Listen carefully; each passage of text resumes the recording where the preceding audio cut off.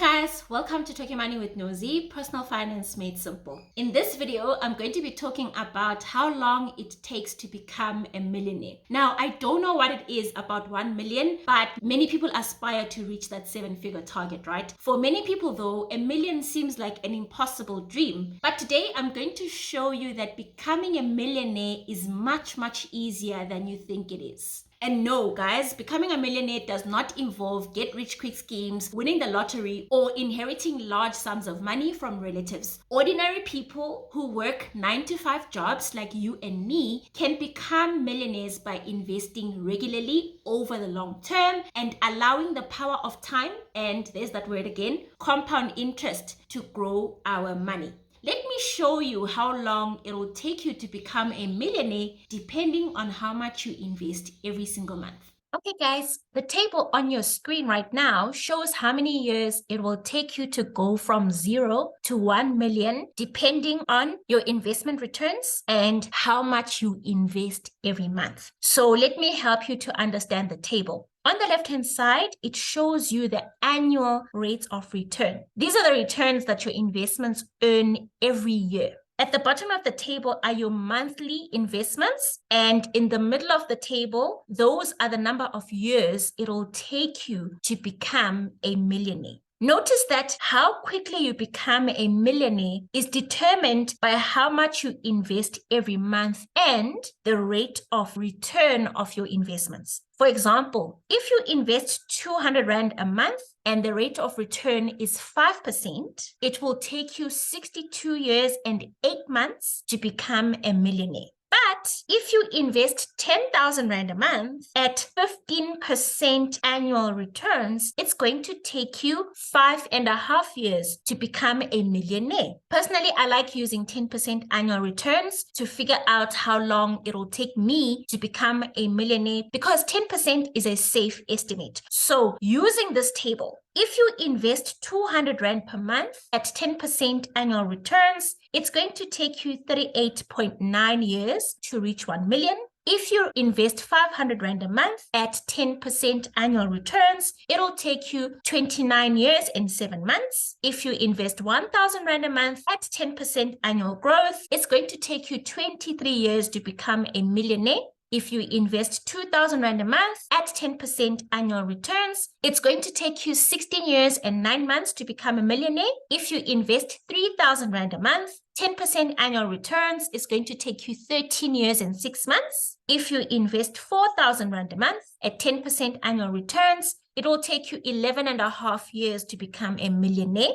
If you invest 5,000 Rand a month at 10% annual returns, it's going to take you 10 years to become a millionaire. If you invest 6,000 Rand a month at 10% annual returns, it will take you 8 years and 9 months to become a millionaire. If you invest 8,000 Rand a month at 10% annual returns, it will take you 7 years and 3 months to become a millionaire. And if you invest 10,000 Rand a month with returns of 10% annually, it's going to take you 6 years and 2 months to become a millionaire. So the table that you've just seen shows that it is possible to become a millionaire even if you invest small amounts of money. The only thing is that with smaller amounts of money, it'll take you a very long time to get there, but nevertheless, you will get there, right? What this means is that if you want to become a millionaire much quicker, then you must increase your investments, because so many people always complain on my posts on Facebook and they accuse me of being unrealistic. They say, what if I'm dead? What if I die? I don't want to wait until I'm 60 or 70 or 80 to become a millionaire. And then I say to them, increase your investments, right?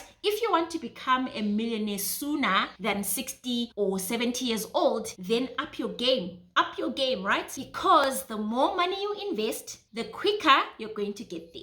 Guys, I need you to understand this point, right? What is most important in your journey to becoming a millionaire is not finding the next big thing or the hottest investment that's going to give you mind-blowing returns. What is important are two things. Number one is regular investing over long periods of time. And number two, the size of your monthly investments. This is why so many people do not become millionaires. We are impatient. So if you can practice patience and consistency, you are going to be a millionaire. Like literally, you just saw the numbers, right? You just saw them now. And some of the numbers is like, wow, it's crazy. I can become a millionaire investing 2,000 Rand a month. Some people can afford 5, some people can afford 1,000. And guys, some of us, we pay for other things. We pay much more money for other things that are not increasing our wealth, right? So at the end of the day, becoming a millionaire is really about discipline. It's not about the greatest and bestest, if there's such a word, investment. It is our discipline, it is our patience and consistency. And this is where many people fail. But I hope, because you follow me, I'm starting to build positive peer pressure. I'm starting to build a community of people that are dedicated, that are going to be consistent, that are going to invest regularly, right? Okay, now that you know how long it's going to take you to become a millionaire, the next step is to figure out where to invest your money to get the best returns possible, and how to make regular investing as easy as possible, because that's the hard part, right? Personally, I prefer to invest in the stock market because historically, the stock market gives the highest returns compared to cash in the bank or bonds or property over long periods of time, of course. Check out the link in my description below to check out the source of this information that I'm telling you, in case you're saying, where are you getting that from? It's in the description. You can check it out for yourself. So on the stock market, I invest most of my money in low-cost diversified exchange traded funds, or ETFs for short. For example, in my tax-free savings account, or TFSA, I buy ETFs like the Satrix 40, which is a basket of shares of the 40 largest companies in South Africa. I also invest in the Signia S&P 500 ETF, which is a basket of shares of the 500 largest companies in America. I also invest in the Core Shares Total World ETF, which is a basket of 9,000 shares from 49 countries all over the world. In the US dollar account, I invest in the Vanguard Total Stock Market ETF, which is a basket of more than 4,000 shares that are on the American stock market. And in my Australian account, I invest in the Vanguard Australian Shares Index ETF, which is a basket of about 300 of the largest companies on the Australian market. Now, all these ETFs that I invest in are diversified ETFs, which means they have shares from all sectors of the stock market. This means that there are property shares, banking shares, mining shares, retail shares, insurance shares, technology shares, healthcare shares, etc. in all of those ETFs. So they don't discriminate according to sector. The reason why investing in all sectors of the stock market is a good thing is because nobody knows which sector or which sectors are going to perform well in the future. By buying a diversified ETF, you capture all the sectors, right? As well as their future performance. There's a winning sector in there. You don't know it yet, but it's in the ETF,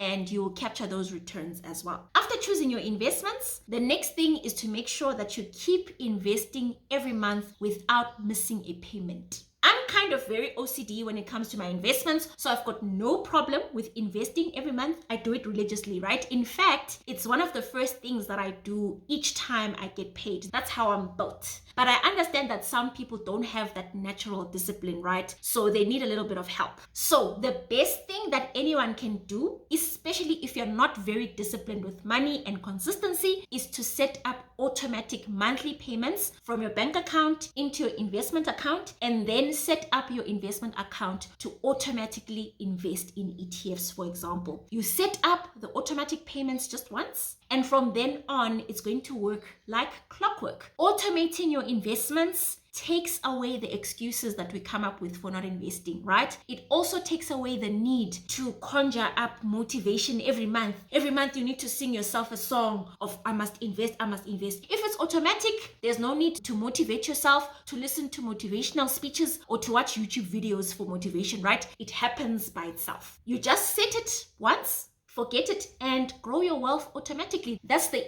easiest way to build consistency, and this thing is going to go like clockwork unless you intervene and stop it. Alright guys, that's it for today's video. Remember that the numbers that I showed you are just estimates, and you need to consider other factors like taxes, fees, and also the market ups and downs, right? Always remember to consult with an independent financial planner before making any investment decisions. If you have any comments or questions about this video, about becoming a millionaire, please type them in the comment section below and I will definitely get back to you as always. Also, if you want to learn how to invest in the stock market for your long-term goals, but you don't know how to start, where to start, you can grab a copy of my ebook for beginner investors from my online store. Check out the link to my online store in the description and comment section below. Please remember to like this video and subscribe to my channel. I'm going to see you in the next video. Thanks for watching, guys.